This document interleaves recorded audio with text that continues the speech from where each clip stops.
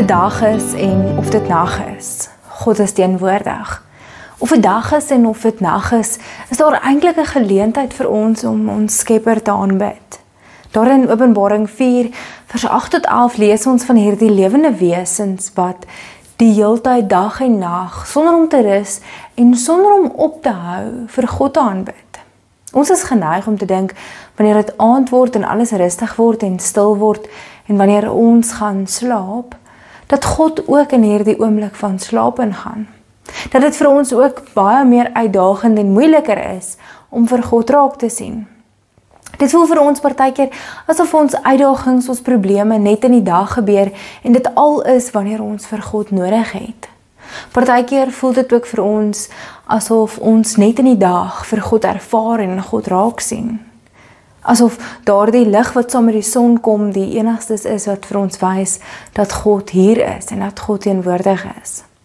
Maar dit is juis in daardie oomblikke in die aand, dis juis in daardie oomblikke in die dag, wanneer God daar is. En hierdie lewende wesens getuig daarvan, dat sonder ophou het hulle gesing, heilig, heilig, heilig. Het hulle daardie lof en prys en eer aan God gebring om God te aanbid. Wanneer ons in aanbidding is, dan is dit nie net 'n sekere tyd van 'n sekere dag op 'n sekere plek nie, maar dit is veronderstel om oral te wees. En daardie lewende wesens word dan ook beskryf waar hulle oral kan sien, waar hulle ook oral kan wees, om in oorvloed God te kan ervaar en om in oorvloed elke oomblik, dag of nag, vir God te aanbid. Ons uitnodiging vandag is om spesiaal aandag te gee aan daardie tye wanneer ons vergeet om God te aanbid. Om juis vanaand wanneer die son sak en die son dan klaar reeds gesak het, 'n oomblik te neem en in daardie doodse stilte van die nag te gaan sit en God ook daar te ontmoet.